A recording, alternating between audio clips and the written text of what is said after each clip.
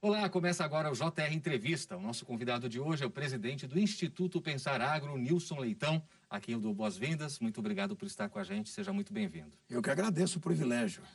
Nilson, vamos começar falando sobre a demarcação de terras indígenas, o marco temporal desde a Constituição de 88, que começa a ser discutido pelo Supremo e promete aí um tema polêmico para todo mundo, né? São mais de 39 instituições que vão falar em sustentação oral para defender essa questão. Como é que você vê esse julgamento? Qual a importância dele nesse momento? Importância porque mexe com toda a segurança jurídica e não é apenas de um setor, é de um país, é também do proprietário rural, mas também é do índio, né? O Brasil acaba se movimentando num clima do nós contra eles. Isso é muito ruim. Então, o correto, se eu pudesse dar uma opinião, seria o STF segurar o julgamento e deixar o Congresso Nacional legislar sobre isso, aprovar essa dúvida que existe sobre o marco temporal. O que é o marco temporal? Foi criado em 88, depois de 488 anos de vida do Brasil, que a partir daquele dia, o índio que tivesse naquela área, naquele 5 de outubro de 1988, a área seria indígena. Se ele não tivesse lá, a área não seria indígena e encerraria o debate sobre a questão da demarcação naquele período. Exatamente nesse sentido, para não ser uma demarcação ad eterno, né? Entra dias e sai dias, demarcando áreas. Diminuiu. Tem estudos que mostram que em 1500 tinha uns 3 milhões de índios no Brasil, quando chegou aqui Pedro Álvares Cabral. Hoje temos um pouco mais de 850 mil índios, mas apenas a metade disso vive, de fato, na área rural, vive em áreas indígenas. Então nós estamos falando aqui de 14% de todo o território brasileiro para atender justamente quase 500 mil índios aí nessa distância. Só para complementar a informação, o Brasil é o país com a maior quantidade de hectare disponível para o índio. São mais de 240 hectares para o índio viver. Estados Unidos, para você ter uma ideia, são 9 hectares por índio, né? Na América do Sul, mais próximo é a Colômbia, com 24 hectares, seguido a Bolívia, com 4 hectares. Se aprovar, derrubar o marco temporal e demarcar tudo o que está previsto ser marcado, nós teríamos no Brasil, só em área indígena, a metade da Europa, né? 38, quase 40% dessa área seria a Europa, por exemplo, dentro da área indígena, chegaria para mais de 20% aí em área indígena. Qual que é o problema de tudo isso? É toda essa terra sem aquilo que é importante, cuidar da vida do ser humano indígena. E o índio, a maioria esmagadora, não está em busca de terra, está em busca de educação, de saúde, de infraestrutura. Tem um debate muito mais ideológico do que propriamente um debate de resultado, de resolutividade e humano acima de tudo. Agora, a gente sabe que os índios estão com manifestações aqui em Brasília, manifestações diante do Supremo, tentam de alguma forma sensibilizar os ministros nesse sentido. Você acha que essas manifestações, algumas foram até violentas, né? Na semana passada, atearam fogo ali a alguns artefatos na Praça dos Três Poderes, agora estão mais tranquilos. Com o julgamento começando, a tendência é realmente eles aguardarem, né, o desfecho. Mas você acha que essa presença de índios em Brasília deve, de alguma forma, trazer novos contornos, exercer alguma pressão sobre os ministros e quem discute o tema? Sempre exerce alguma coisa, mas eu acredito que os ministros do STF estão muito assim, tranquilos em relação àquilo que tem que fazer o certo, né? Aquilo que tem que ser correto. E o debate é esse, paralelo ao que está discutindo no STF, nós temos o PL 490 no Congresso Nacional, de relatoria do deputado Arthur Maia da Bahia, que é justamente aprovando isso, você consegue fazer duas coisas importantes. Uma é garantir o marco temporal. Até alguns fazem uma brincadeira, que para uns de mau gosto, outros não, dizendo, se em 488 anos não acharam o endereço ainda, vai achar quando? Até quando vamos discutir isso? A insegurança jurídica de quem compra uma área e tal. Isso é uma questão de dar segurança jurídica para ambos. A segunda coisa é a liberdade econômica, que é outro debate que está dentro do projeto. Do índio poder ganhar o seu dinheiro com o seu próprio suor, deixar de ser tutelado. O índio é um ser humano inteligente, ele pensa, ele sonha, ele quer também construir a sua vida, quer prosperar, dar o melhor para os seus filhos e assim por diante, como aconteceu no Canadá, na Austrália, Estados Unidos, em todos os lugares do mundo, desenvolver, e o índio pode sim ganhar dinheiro.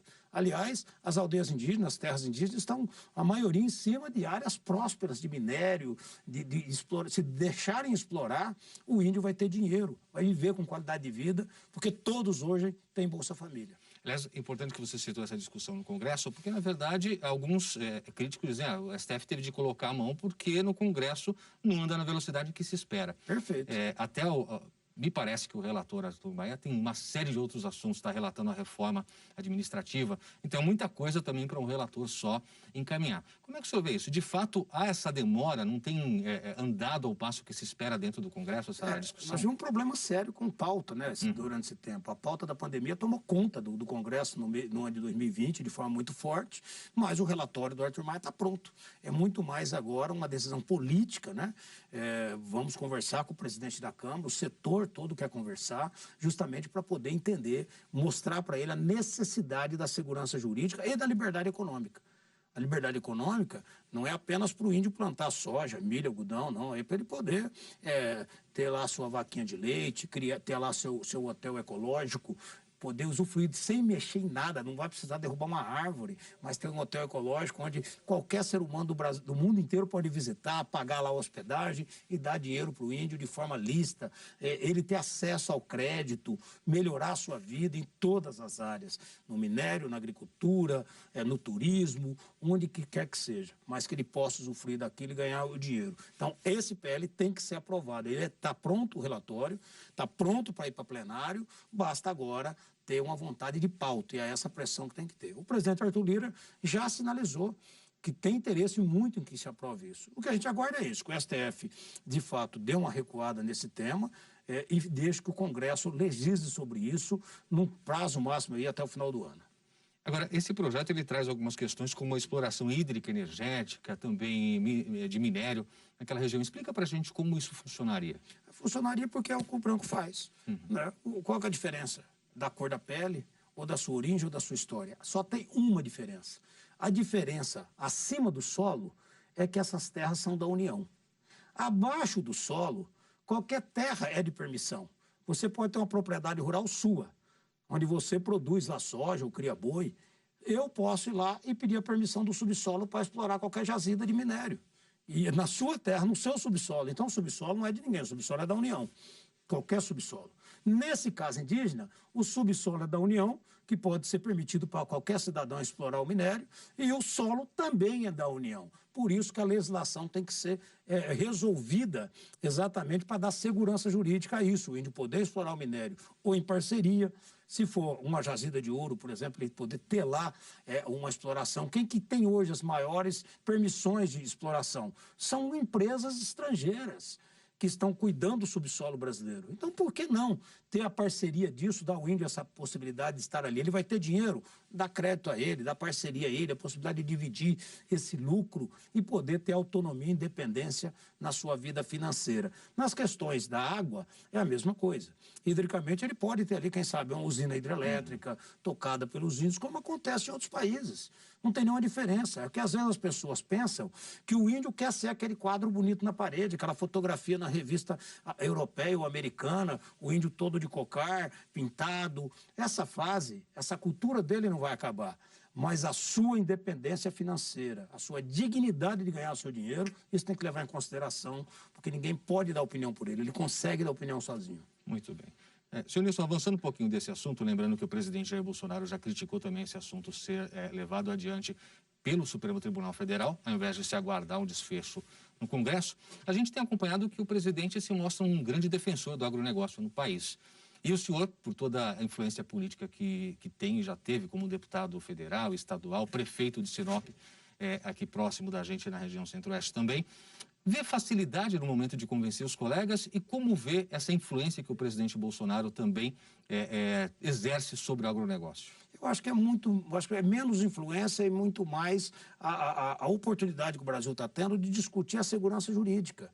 Se você pegar um paralelo, a gente pega, por exemplo, um país como Singapura. É um país que mudou a chave a partir de 2 pilares, segurança jurídica e direito à propriedade. Isso é o mundo. O Brasil é um país capitalista e nós temos que assumir isso. É o nosso sistema, o nosso regime, o nosso modelo de trabalho é justamente ser o capitalismo. E o capitalismo exige isso. Então, o agronegócio defendido pelo presidente da República e defendido por todos nós, e eu acho que todo mundo que tem aí uma sã consciência do que tem que seguir é isso, a segurança jurídica, o direito à propriedade e fazer com que isso traga investimento e mude a cara do Brasil de vez. Porque eu vou te dar um dado. O agronegócio, ele também não está nessa maravilha toda que se fala. O Brasil tem 5,5 milhões de propriedades. 4,5 milhões vivem na miséria praticamente. Não, nós temos a terra, temos o clima, temos a mão de obra, mas falta a produção, falta gerar renda para aquelas famílias que estão lá. Então, 84% da riqueza do agro está praticamente concentrada em 10, 12%. E só vai expandir isso como? Com regularização fundiária, você destravando e modernizando as leis como licenciamento ambiental e outros temas que vai desenvolver para o pequeno e para o médio. O agro não é o grande com aquelas 20 máquinas colhendo algodão, soja só. O agro também é o mamão, é a laranja, é o melão, né? É o gado de corte, mas também é o suíno, é o frango, né? Então o agro é tudo isso que está envolvido, o queijo, o leite, né? Tudo isso é o agro, é a agricultura e a pecuária brasileira. Por isso que precisa ter esse sistema da garantia da propriedade para que ele possa buscar financiamento barato, ter crédito barato e gerar emprego e renda. Isso revoluciona também a área urbana. Muito bem. Olha, quero lembrar você que nos acompanha que é possível assistir ao JR Entrevista na Record News às 10h40 da noite, no Portal R7, no Play Plus, no Jornal da Record, no JR 24 horas, à meia-noite e meia e, claro, também por meio das nossas redes sociais. Eu continuo minha conversa aqui com o Nilson Leitão do Pensar Agro, falando agora sobre um assunto que o senhor citou há pouco, o licenciamento ambiental. Foram aprovadas novas regras pela Câmara. Esse texto agora vai para a análise do Senado. Como é que o senhor vê esse texto? Que análise é possível fazer sobre ele? É satisfatório? Totalmente, porque você moderniza. O Brasil, às vezes, tem preconceito de discutir aquilo que é óbvio. O Brasil é um país rural, está entre os 3 países que mais exporta alimento para o mundo. É o único país do mundo que exige licenciamento para plantar alimento e para plantar árvores. Aqui tem que ter licença para você plantar aquilo que é óbvio. Os outros países do mundo não exigem isso. O licenciamento ambiental para o setor do agro, ele precisa acontecer justamente para diminuir a burocracia e a corrupção. Tantas operações ambientais que já houveram, justamente pela dificuldade que a legislação cria. Ela cria uma dificuldade enorme, que as pessoas no desespero acabam. Tem aqueles que são malfeitores mesmo, esse é um problema da polícia, não é um problema da política nem de lei. Bandido não precisa de lei. O bandido gosta de trabalhar fora da lei. Agora, a legislação tem que ser para aqueles que querem gerar emprego, produzir, sair dessas áreas de embargo, de tantas multas bilionárias que, às vezes, ativistas do próprio área pública acabam atacando. O licenciamento ambiental vem modernizar. Lembrando que, em 1973, o Brasil era importador de alimentos. Hoje não, hoje nós somos um país moderno, tecnológico, exporta alimentos para o mundo inteiro.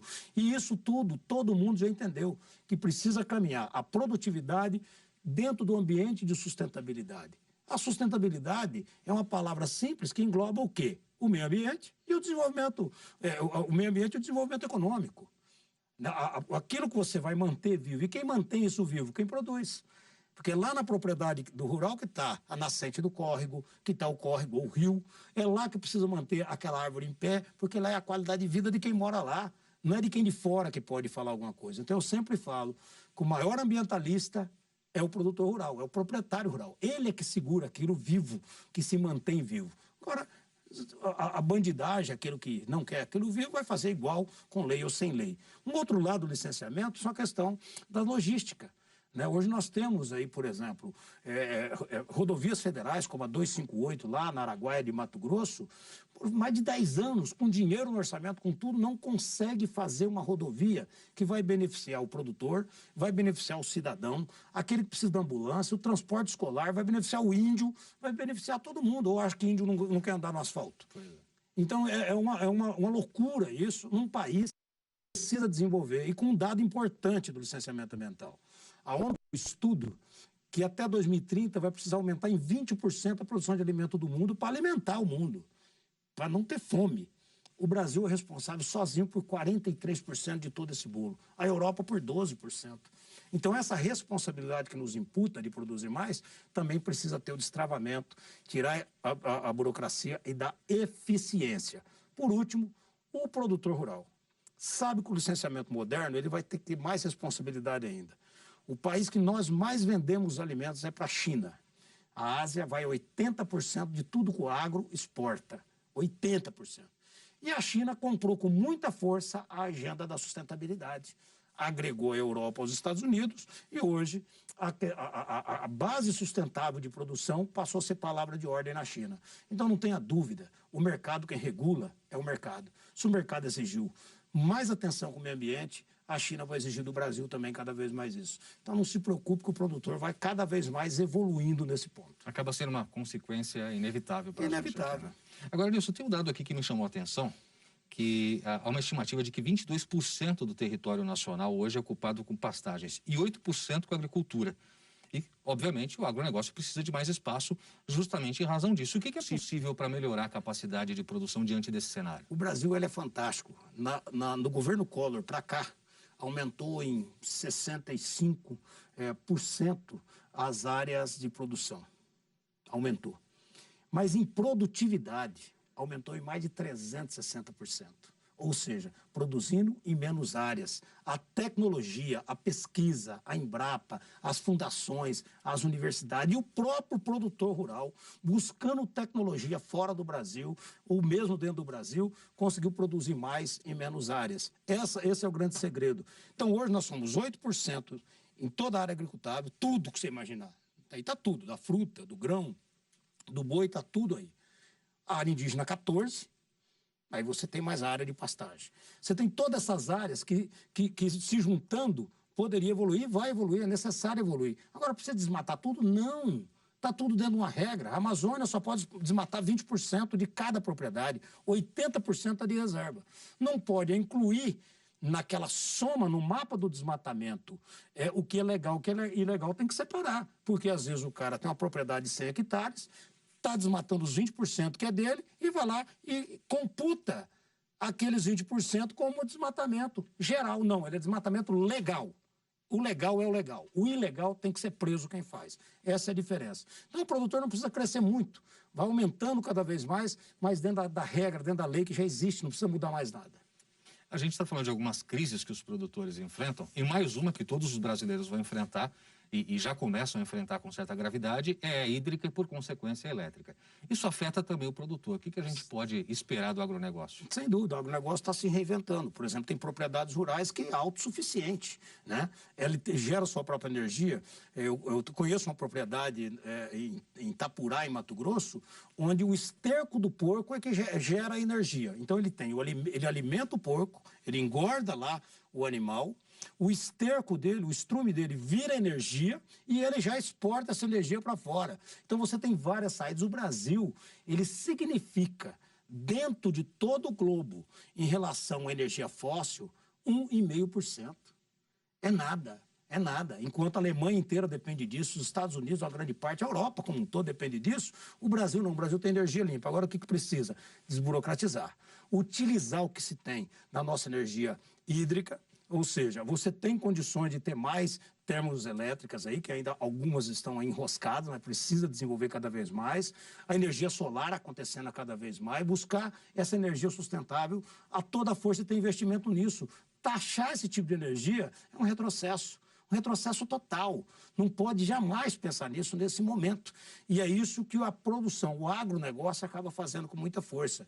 A nossa biomassa evoluindo muito para poder gerar energia nas indústrias, né? E funcionando bem. Então, tudo isso está acontecendo de forma diferenciada. O Brasil já é um exemplo para o mundo em relação à energia limpa. E o produtor rural precisa um pouco mais de incentivo para isso. Precisa de crédito barato, precisa ter dinheiro externo para isso, precisa ter o investimento. O mundo quer investir no Brasil. Nós é que criamos dificuldade. E como é que está essa questão de incentivo e de acesso a financiamento pelos produtores? Sempre foi muito burocrático, continua? É muito porque você é concentrado. Aliás, eu tenho sempre uma opinião meia louca de achar que todo o dinheiro institucional para financiar o produtor rural, ele tinha que estar numa nuvem. Como fosse aquela nuvem lá, né, das nossas redes sociais, onde esse dinheiro teria acesso a qualquer agência bancária, qualquer agente bancário, financeiro, que tivesse a melhor proposta. Por que concentrar tudo isso só no Banco do Brasil ou lá na Caixa Econômica? Não, porque o gerente vai decidir para quem vai emprestar. Isso não pode. O FCO do Centro-Oeste, o Fundo do Centro-Oeste, chegou a ser emprestado para 7, 8 pessoas só. E um exército de pequenos investidores, de pequenos proprietários da agroindústria não tiveram acesso. Porque quem pega? Quem pega é quem tem mais garantia. Quem tem garantia? Quem tem mais dinheiro. Quem tem mais estrutura, aí o pequeno fica de fora. Então, assim, uma injustiça na questão do crédito no Brasil melhorou muito, está evoluindo, mas ainda acho que falta. Mas o principal fator é o dinheiro externo. E aí vem um grande problema. Como o Brasil, a legislação não admite você dar sua terra em garantia na sua totalidade para buscar um dinheiro fora, às vezes você tem um dinheiro a 2% ao ano, né? 1% em euro, ou 1% em dólar, né, lá fora, só que quem vai emprestar quer ter uma garantia. Só que não pode ser a terra, porque a terra não pode ser entregue depois, se caso ele não cumprir o pagamento. Por isso que está discutindo a terra para estrangeiro, que é um outro tema, que é muito polêmico, mas para esse ponto específico de você ser dono da sua propriedade, de direito e de fato, inclusive para poder dar em garantia no empréstimo, deveria funcionar. Muito bem, olha, a gente vai aqui a um rápido intervalo e daqui a pouco, na volta do JR Entrevista, a gente vai discutir a questão da disputa interna entre os pré-candidatos à presidência pelo PSDB, partido do qual o Nilson Leitão faz parte. Não saia daí, a gente volta já já. Estamos de volta com o JR Entrevista. Aqui com a gente hoje o Nilson Leitão, presidente do Instituto Pensar Agro, que também tem um histórico importante na política nacional, inclusive partidária, né, como primeiro secretário do PSDB. E tem a gente tem acompanhado ali uma certa disputa interna bastante complexa do PSDB. Tem vários candidatos que querem sair à presidência. Como é que está isso? Eu acho que é uma novidade para o Brasil, né? Eu estou, como se diz, depois que você está fora do mandato, você acaba participando menos dos debates partidários. Mas a grande cobrança do brasileiro é uma reforma política geral. Eu acho que quando o partido faz uma prévia para discutir os nomes que tem interesse, e há um antagonismo, há um conflito, há uma disputa em que um não concorda com a opinião do outro, isso é um enriquecimento da política. Não é algo que vem de cima para baixo, escolhido numa cúpula e assim por diante. Eu acho que todos os partidos deveriam ter essa oportunidade, porque é isso que os americanos chegaram no mais alto grau da democracia no mundo todo. Exatamente, disputando internamente primeiro, para depois apresentar para o todo quem que são seus candidatos. E dentro desse debate, se apresentaram 4 candidatos, né? Nosso prefeito de Manaus, o senador Arthur, e ele também ali próximo a um amigo contemporâneo dele, com o Tasso Gereissá, senador também Tasso Gereissá, o governador de São Paulo, João Dória, e o governador do Rio Grande do Sul, Eduardo Leite. Então, são quadros diferentes, perfis diferentes, histórias diferentes, né, disputando internamente ali quem poderia ser um representante de um partido numa eleição presidencial. Agora, a gente vê uma discussão muito grande, Nilson, em relação a uma possível terceira via, né? A gente sabe que há uma polarização no Brasil, esquerda-direita, esquerda com esse presidente Lula, que deve realmente ser candidato, direita com a permanência eventual do presidente Jair Bolsonaro, e a construção de uma terceira via que está embolada. A senhora acredita que essa terceira via possa sair realmente do PSDB, que historicamente sempre teve candidatos à presidência? Sempre teve. Eu acho que dificilmente você terá ainda nessa eleição um terceiro nome mantendo-se em 3. Eu acho que ainda terá 6, 7 nomes aí disputando a eleição presidencial. O que todo mundo fala na terceira via é o que está subliminarmente por trás. É o quê? Uma terceira via viável. Tem muitos nomes, mas o próprio eleitor, a própria grande imprensa, os articulistas não acreditam muito no sucesso dos nomes já apresentados. Por isso que fica sempre esperando. Eu acho que o PSDB vai ter condições de apresentar um nome que possa disputar a eleição à altura, né, para poder ser competitivo, né, nesse momento de uma eleição, do momento tão polarizado do Brasil, né? Eu ajudei a liderar o impeachment, por exemplo, eu estava lá como um dos líderes dentro de um grupo participando disso, e havia uma polarização entre o PT e o PSDB agregado e comandando um processo onde estava por trás ali o Democratas, o próprio PPS, que era 3, 4 grupos, depois somatizando com os demais. Agora você percebe que não é esse mais o debate. Você percebe com o retorno de Lula para o cenário, acaba aumentando a polarização de um partido que sofreu impeachment, foi derrotado e que não é mais o mesmo momento. Não é mais o mesmo momento. Mas o presidente Bolsonaro, por ser um posicionamento mais à direita do que era acostumado o país, acaba trazendo o Lula para o cenário. Querendo ou não, um acaba puxando o outro, como se fosse uma sobrevivência mútua ali dos nomes para poder estar disputando.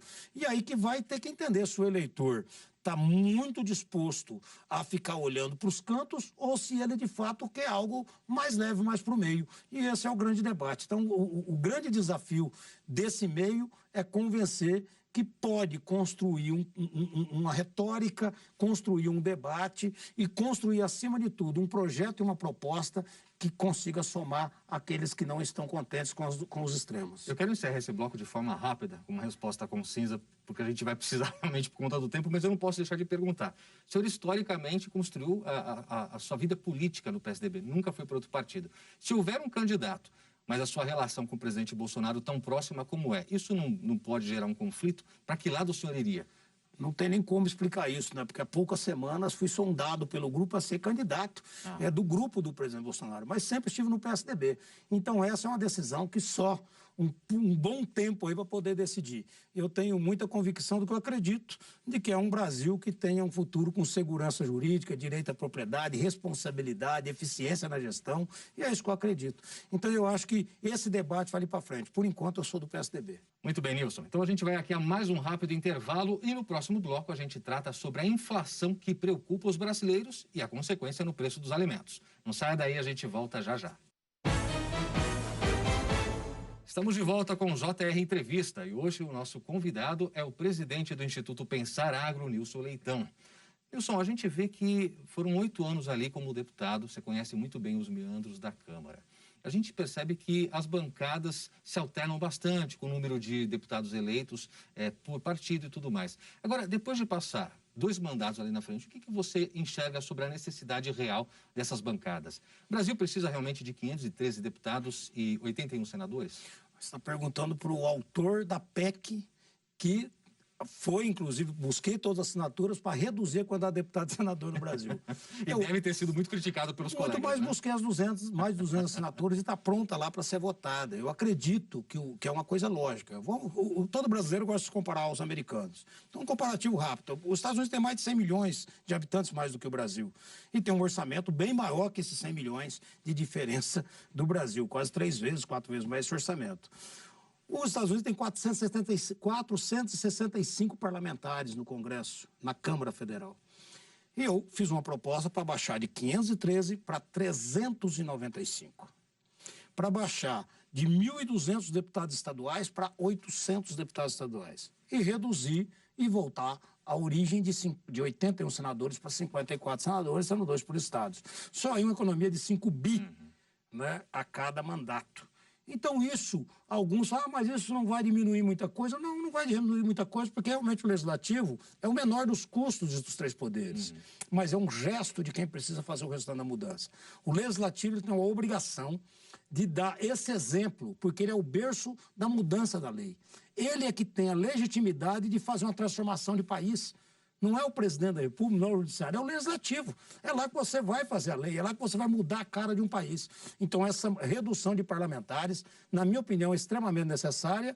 E já antes você perguntar, eu vou responder, por que não está incluído os vereadores? Porque é outra lei. Não está incluído nesse parágrafo desse artigo da Constituição. Então, é uma lei separada e precisa também pensar em reorganizar a questão dos vereadores no país, diminuindo o custo de tudo isso. O tamanho dessa máquina pública tem que ser reduzido a qualquer custo. Não dá mais para pensar em reforma tributária sem antes pensar em uma reforma administrativa, uma redução da máquina pública de forma muito forte, profunda, para sobrar dinheiro economizando, não cobrando mais. Muito bem, eu queria encerrar com o senhor nesse programa falando sobre algo que vem incomodando muito os brasileiros, que se trata justamente da inflação e o poder de compra em relação aos alimentos. Alimentos subindo sem parar e os mais pobres são os mais prejudicados. Como é que o agronegócio pode ajudar nisso? Quais as perspectivas nesse sentido para os próximos meses? O agronegócio ele significa a seguinte coisa, o que dá realmente o lucro exagerado para o produtor rural é aquele que exporta. O que ele está exportando, ele está ganhando muito dinheiro. Mas o Brasil tem o frete mais caro do mundo. Então, essa redução desse custo para o produtor, ele afeta direto no alimento. O custo do alimento do produtor sai muito baixo. Então, a ideia ele vende, ele vai vender uma saca de soja, vamos supor, a 70, e ele vai chegar lá na China a 450. Então, ele não tem esse lucro dessa vantagem. Então, o produtor rural acaba ficando refém de uma estrutura ainda muito capenga do país, né? Você pega Mato Grosso, que é o maior produtor de tudo, você vai transportar tudo que tem, que é o maior produtor de milho, algodão, de soja, de quase tudo, em cima de caminhão. em rodovias, a maioria de 7 metros de largura. Então, é preciso investir na logística de forma muito forte, mas esse momento não é esse apenas o ponto. O ponto é um problema, claro, que é mundial, a inflação no mundo todo está crescendo, e o Brasil vive uma crise sem dúvida nenhuma. Por isso que temos que ter muito cuidado que a crise política não afete ainda mais a econômica. A política é a mãe de todas. Se a política vai bem, o restante vai se dar bem. Se a política não está indo mal, automaticamente a economia vai mal e aí sim o mercado fica perigoso e quem vai pagar essa conta é o nosso consumidor. Arroz caro, feijão caro, carne cara, combustível caro, energia cara, tudo isso começa a mostrar uma cara de um país com crise. E essa crise faz o quê? Desestimula quem? O investidor. E a hora que o investidor para de colocar dinheiro no Brasil, e aí sim começa uma crise maior, né? Porque eu tenho tido a dívida pública, quem compra ela é o estrangeiro, são os grandes fundos. Então, tudo isso é uma corrente que começa a se movimentar de forma negativa.